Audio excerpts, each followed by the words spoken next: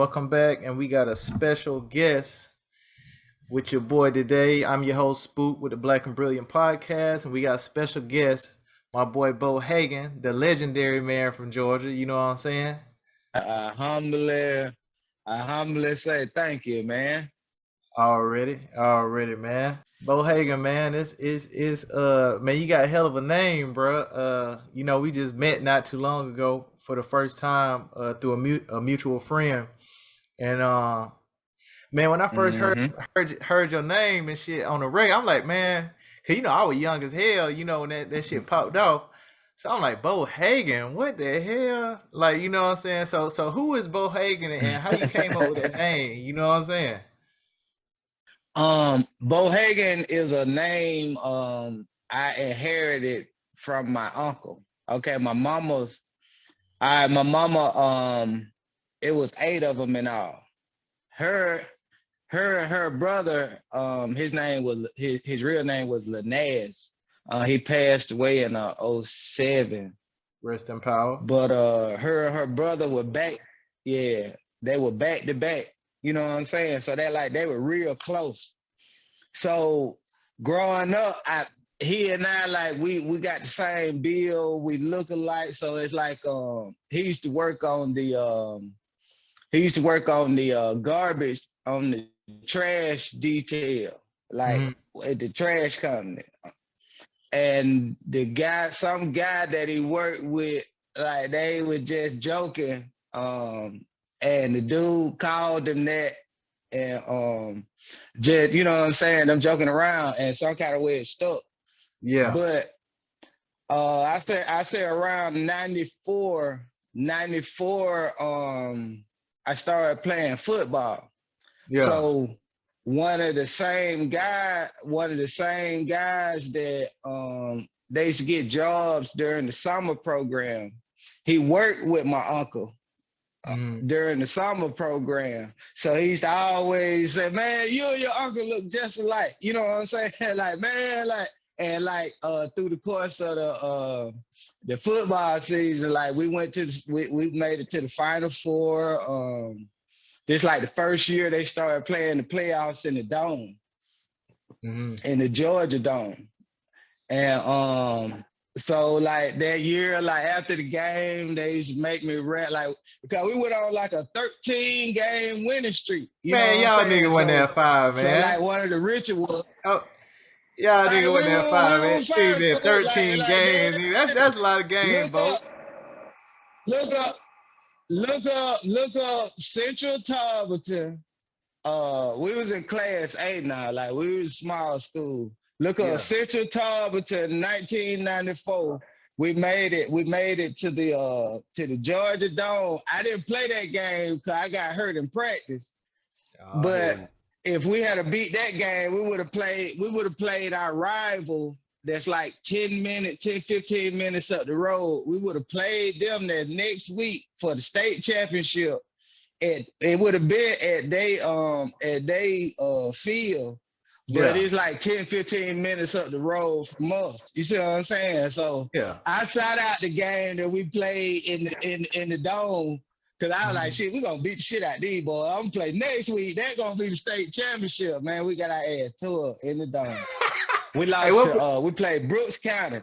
We played we played Brooks County. The nigga Marcus Stroud, he played a whole bunch of years for New England Patriots. Hey, I think I He remember was the playing with that nigga on goddamn Madden, defensive man. end. Yeah, that nigga was the defensive. He was the defensive end, and he Boy, was the I remember goddamn that, tight boy. end, big I tall remember ass that. nigga. But he gave my goddamn quarterback hell. And see, we were used to playing on the goddamn we were used to playing on natural field. So we got in the dome, man. Our whole team got hurt. Ooh. Like, like if a nigga ain't used to playing on that kind of surface, and then Yeah. all of a sudden you go for goddamn playing on the grand field, and you playing in the dome, like nigga, our whole team got hurt, bro. Like Hey, what that shit was position you crazy. played? So needless to say, I played punt returner, cornerback, and running back. but I got that year. I got special team MVP. Cause you know I catch that bitch, take that bitch to the house. I got that intercept that whole take that bitch to the house. You wasn't out I there come big in at balling, running back. man. I ain't start.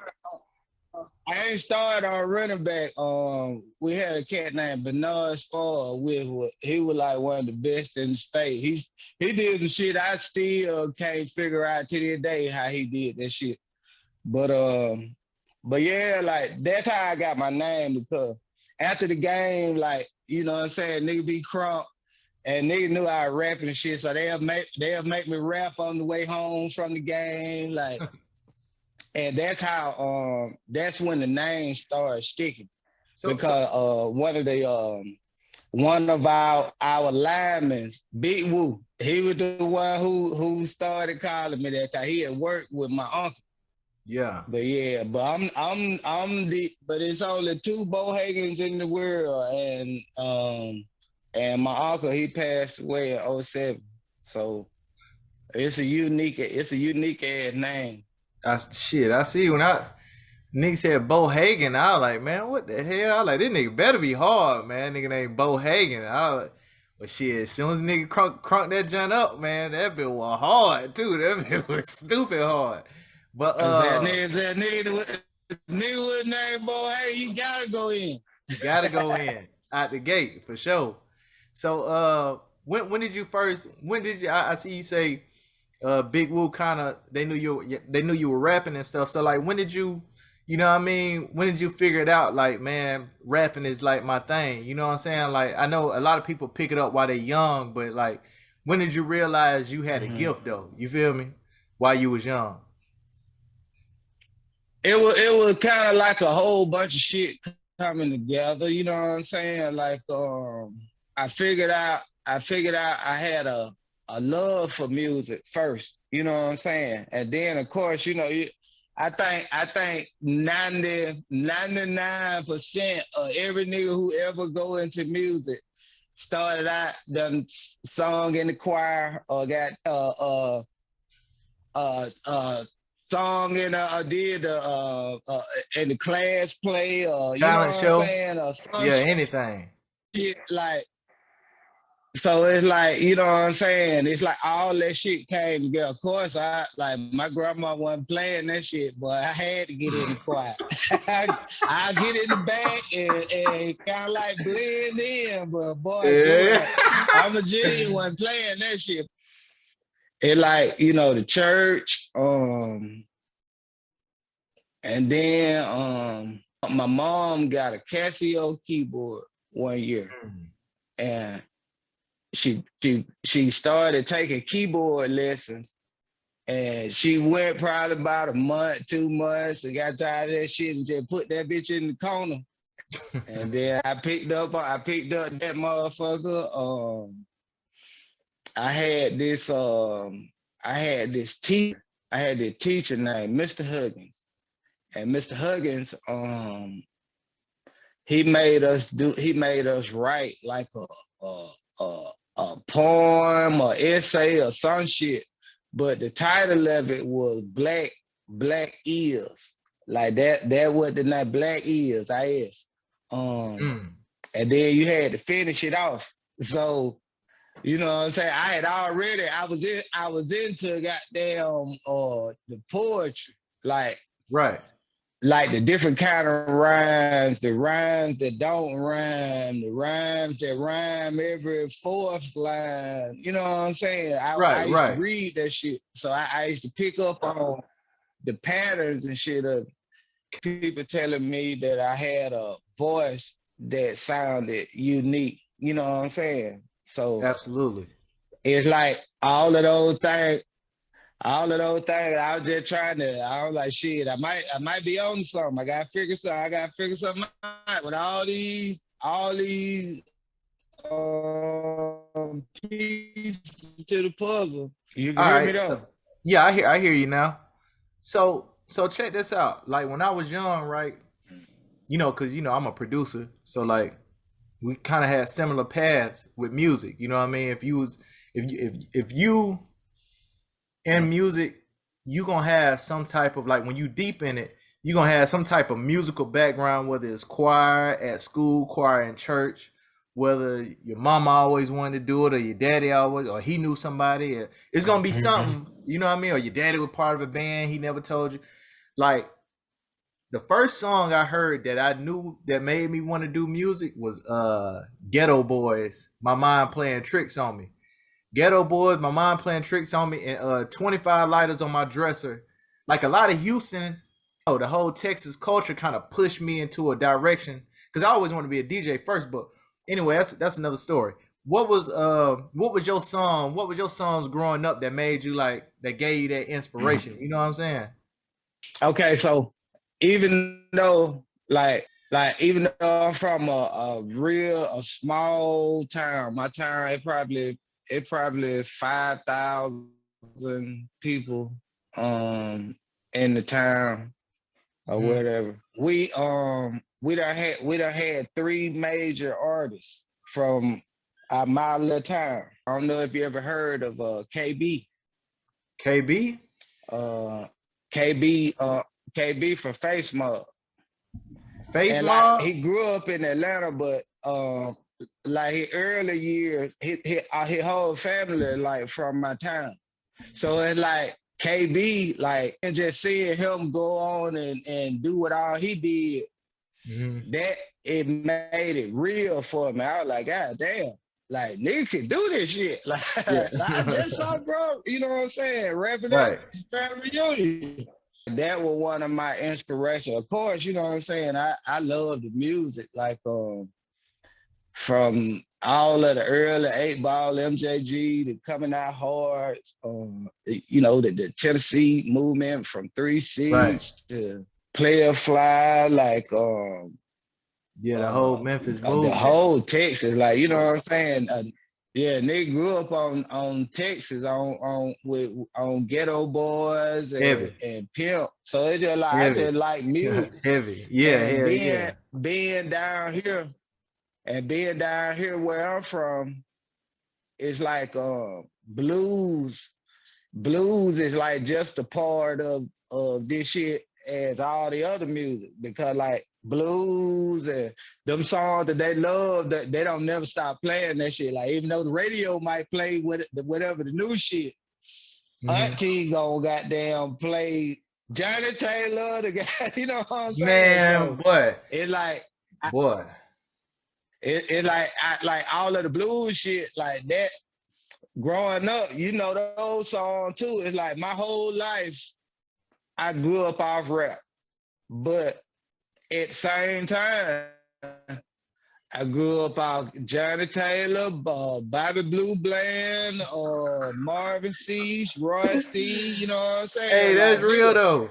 nigga, That's we real. was we went to the club, bro. We went to the club at like 15 years old and seen Roy C perform at our hood club. Now, we love that shit, cause we grew up on that shit.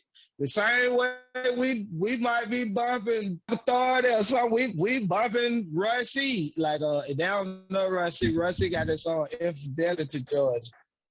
Yeah. We grew up out that shit, bro, and so it's like with Most me, soul. all of that shit is stirred in. You know what Most I'm soul. saying? Like It's just a lot of I soul in see there. this, I see this, I see the similarities between blue. I know the similarity between blues and rap. You know, underground rap. You know what I'm saying? Trap music. Right. Like the shit damn near be the same struggle. They gonna do the shows in the same places. They gonna, you know what I'm saying? Right. They Right. got their place. They got their place going from Mississippi to Memphis. It's a little strip. They Yeah. call it the Devil's Highway. Then they got this little part in it called the Devil's Crossroads. It's where I done heard of he that. he supposed he supposedly made a deal with the devil, and the Yeah, devil yeah. tuned the good I song. seen that. I seen Hey, we that. got there. That But nigga going but like on. all this shit really, yeah, but like people they'll make us feel like this shit different, but it's the same struggle, it's the same shit, you know what I'm saying? Like blues and rap. So it's like I always looked at that shit as one and the same. You know what I'm saying? Right. So check this though. So like whenever me and my homeboys talk about like, you bring up certain artists, how you think people view you? Like when people bring up like the whole BME clique and all that, and your name do you think people look at you as like a crunk era rapper, or like how you think people view you? The thing I always get and I always got was that I was ahead of my time. Like even back during my time. You know Mhm. what I'm saying? Like Right, right, right, motherfucker used to say that and people be want me to still do it and I can still rap, you know what I'm saying? I can right. that ain't nothing. Like it's all about inspiration for me. And so it's like I'm stuck in that shit, but I'm not inspired to do music like that. Cause it's like once you see too much of the business side of it, it kind of like dim the rest of the shit for you. And I, so let's like I have my moments when I be inspired, but I don't be inspired that much. I ain't gonna lie. I be inspired more fucking with these truck, bro. Like to be honest hold with you, on, Carl, it's hold on. like We gonna pause that part. We gonna get right back to that. When I asked you mhm. about like how do you think people view you, I was asking you about that because like when I first met you, I was like, man, my favorite song you was on was it wasn't even like the Who Am I I ain't gonna lie, now the Who Am I was like that set the tone where I'm like, if it's Bohagon, it got to get played. You feel me? But like my favorite Yeah. song that you was on was the Lil Scrappy Be Real, cause like a lot of Mhm. people remember you from the crunk era, but when you look back, like you really had a lot of conscious bars. You know what I'm saying? Like I remember at the end of that song, you were Mhm. like a product of hard time. I spit hard rhymes, Bible in one hand, the other hard iron. Bible in one hand, the other Yeah, hard iron. dreaming Dreaming of of naming naming streets streets and and boulevards boulevards mine, mine. grabbing your piece of the pie, the other part's And you mine. know what it is? Saying That's where I get the whole you was ahead of your time thing from right, uh and how people view me because it's like the same way that you said, like that song. It's like it was a diamond that was just hid in the middle of the pages of a book. You know what I'm saying? And right, right, that's how a lot of my BME career was. It was like they would hide me. They would at first, you know what I'm saying, they used to hide me inside the East Side Boys and right, kind of just use my energy to help power up that situation. And that's my fam, like love Sam both. Got right. love for John, you know what I'm saying? It ain't no but and then after that, it's like we did a whole album. We did a whole album called Full Time Family. It was me, China White, my bro, cat named Six Shot, China White from Sam Ward, Ninth Ward, Six Shot from Third Ward. He grew up with Soulja Slim. Okay, Um, and East Side Boys and a Jamaican cat named Don U. We did a whole album. We had a group called Full Time Family. Did the album. This before the TVT deal and everything. This around 97. okay. We do the album and John just like, man, the album too ahead of the time, man. Help me do mine. And then we're gonna come back and put this out. You know what I'm saying? And it's like that album was an album that was picked over other artists and they situations got to look through the album, you know. Mhm. And it's just like that album was a pace car for a lot of people. You know what I'm Right, saying? And it's just like, right. just imagine the feeling. Like it's so many concepts that I hear that we did on that album, like in 98. You see what I'm saying? Right, In right, right. 98, 97, for that not to get the light of day. And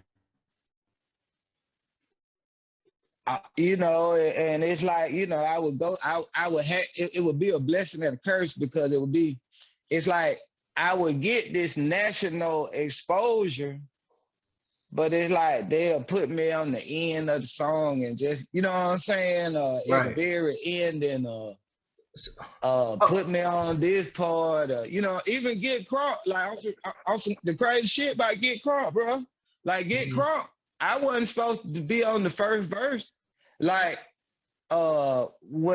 when John called me and was like, he was like, yeah, man, I'm finished with the album. I gotta get you on there on one song. He was like, just lay your verse right here on the first part and I'm gonna move it to the end of the song when I come Mm. back over the weekend.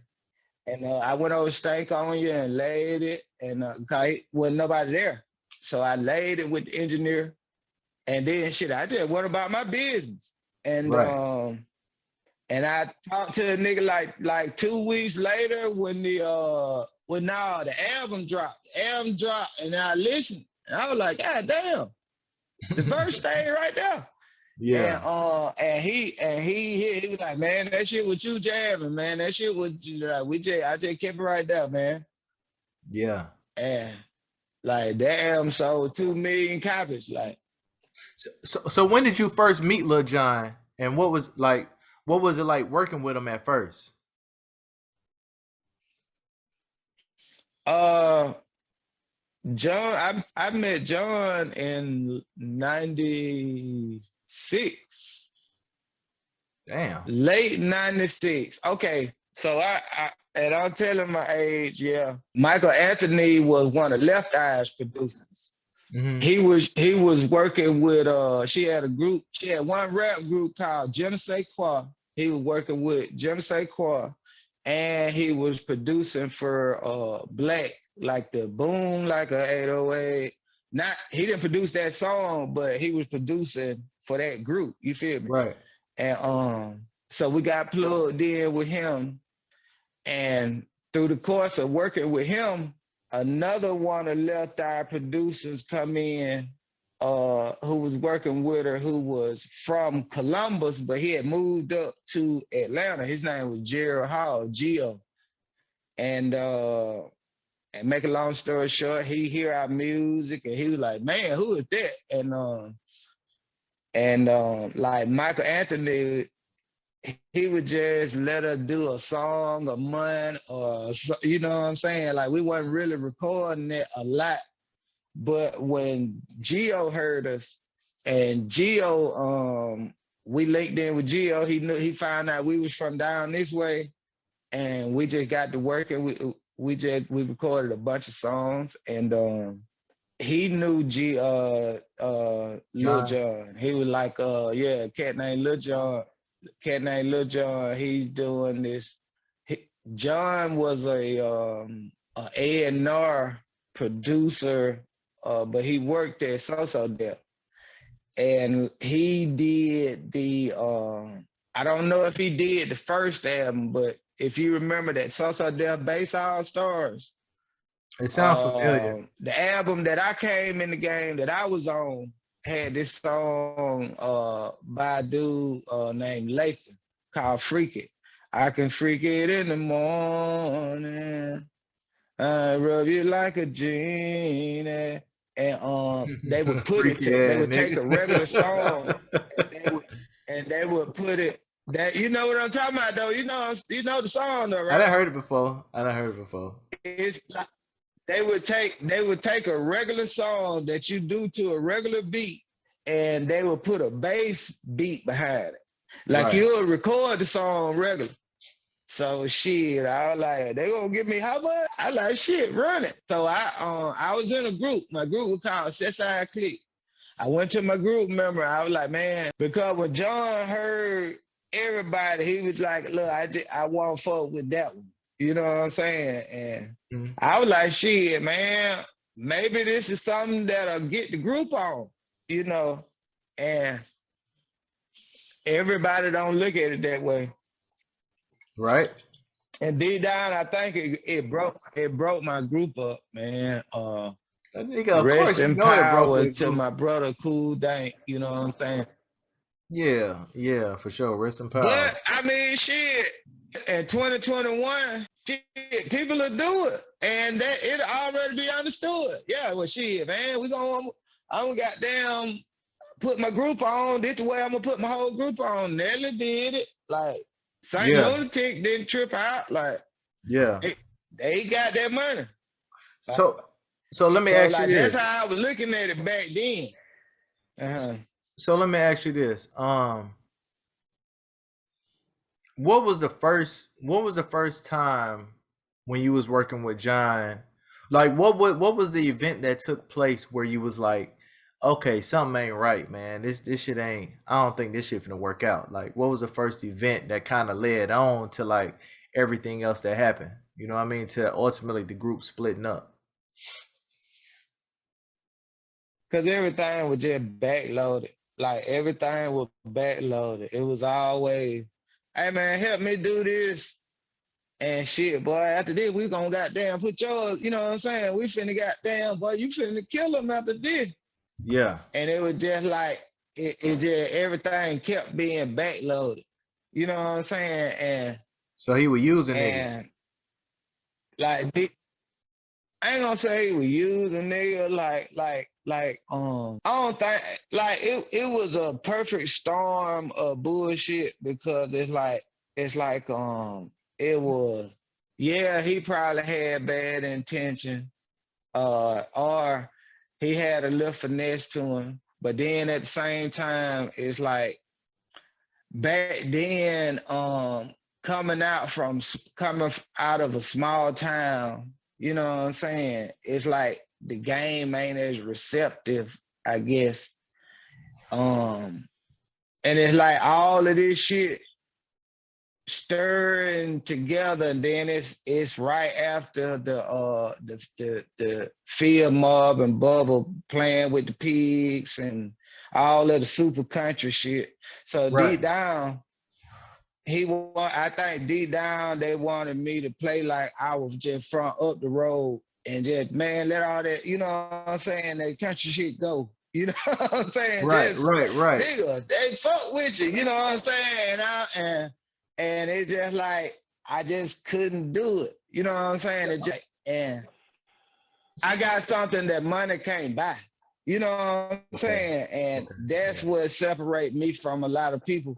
Is yeah, it be sometimes I be like, God damn, boy, I should have took the money and ran because I could have did that, bro. But it's like I stood on my principles. You know what Right. I'm Right. saying? Me doing that, because you gotta think like all this really basically this after full-time family before Scrap and Triaville and all of them. Like a nigga ain't never came to me and had a direct conversation and said, hey, look, man, act like do this, yada, yada, yada, because I punch you in your goddamn mouth. You know what I'm saying? Don't even Right. ask me no bullshit like that because that ain't no real nigga shit. It's like, I guess when it finally clicked in that, yeah, man, this nigga gonna be him. You know what I'm saying? They kind of went in a whole new direction, but then at the same time, like, yeah, hey, and shit, we gonna goddamn, you gonna be a part of it. And I always got money. You know what I'm saying? Like, even right now, I tell you that I get royalty checks. Like, Right. but it was like that switched a nigga from being a priority to just, we gonna just, yeah, you gonna be a part of the team.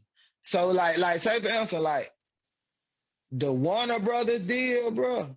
Mm-hmm. They took those same songs that I was telling you that we recorded with Full Time Family, and I had been recording shit and the whole value of the mixtape and all of that shit. So I was putting songs. I put songs on all these leftover songs that I had recorded and shit. I took them songs, put them on mixtape, made me a little cover to that bit, and started selling them. And them Doing motherfuckers numbers. down my way were going stupid. Going doing So numbers. Yeah. so one of the niggas that owned the lawyer, Vince, that owned Bill Me, one of the owners, he took that tape, went and got a meeting with Warner Brothers, a nigga who like his son, Stay Fresh, had done found scrap in Trillville. Cause Hmm. Shenard was throwing the party. Rest in peace, Shenard, man. Shenard just passed, bro. Like that shit fucked me up, boy. The city is not gonna be the same, boy. But with that one, boy. Woo. Rest in power. Like Scrap and Trillville, that like they were still raw, like they weren't even polished yet. They you know what I'm saying? Right, right. He put all that shit together, took the mixtape and got a meeting with Warner Brother and got the Warner Brother deal. You understand Damn. me? You understand what I'm saying? And Right. but then once he got the Warner Brother deal, he did a switcheroo. He played my music, had Warner Brother thinking he finna put that out, then took that shit back and put out Scrap and Trillville Oh on the man. album together, and then let me get some money off of it. So I wouldn't say shit. So I know as you say he let you get some money. That's real though. I mean it ain't real what he did, but you feel me? He came back and right his wrong somewhat. You know what I'm saying? A lot of people don't know that I wrote the hook for Damn. So I wrote the hook for Damn, Pause that. Pause it. You and you I wrote got the my hook for Damn. Now what Damn we talking about with yeah. Young Bloods? That's actually me on the hook. Who I mean that if you don't give a damn, go on throw it up. Don't start no What? shit, it won't be no shit. I So ain't write that's you John on the that little hook. part, but that if you don't give a damn, go on throw it up. Yeah, I know what that I is. did that shit Man, for they played yeah. that shit for about 30 So years, so dog. it's like a motherfucker would not finna let me get that shine. So You let know me what I'm ask you saying? this. And like all Did, I wanted with that song was just to say my name. did you get paid from it though at all? Yeah, I got my money from it. Oh, okay, Like okay. it's just like niggas just didn't want the credit, didn't want to give me the credit. Oh, yeah, they be doing that shit And I just sometimes. find that weird. I agree. I Like find that, that weird. that happened between me and a major artist. Like they wanted to give the credit to the main producer, maybe for publishing reasons. I'm not sure, but they it's like sometimes. It ain't even published or anything. Like with me, I'ma just let the cat out the bag. Like a lot of niggas just didn't want niggas to know that the country boy was writing that shit or We're doing that really shit. doing. We're really putting If in the the country work. boy wasn't finna play like he was from there, if the country boy wasn't finna play like he was from there, then we ain't finna let nobody know that the country boy is really doing this shit. Oh, You know what that's I'm hate. saying? And Yeah, that's that's what it hate. came But down they don't be liking to, country niggas to like come with up me, with it. They don't like that. because a nigga felt like I would get the spotlight and shine it back to where I'm from, deep Right. down. And I don't understand that because a nigga cool with all of the other major cities getting it, Mhm. but it just like it be some. I don't know. Like I said, I've experienced that same discrimination from your own folks. You know what I'm saying? Like niggas don't be wanting you. They don't be wanting you to shine. You know what I'm saying? Or even like people who have access to something, they kind of want to take part of your credit. So, you know what I mean? Like it just be like, bro, whenever I have access to something, bro, you got it. Like I don't have to be in your pockets. I don't have to do none of that. You know what I'm saying? But it is what it is. So, so what was it? I mean, you kind of answered the question, but what I don't know what it freezing up, bro. hold on. All right, you can you hear me? Can you hear me? Yo. You gonna have your hand full editing in that hole.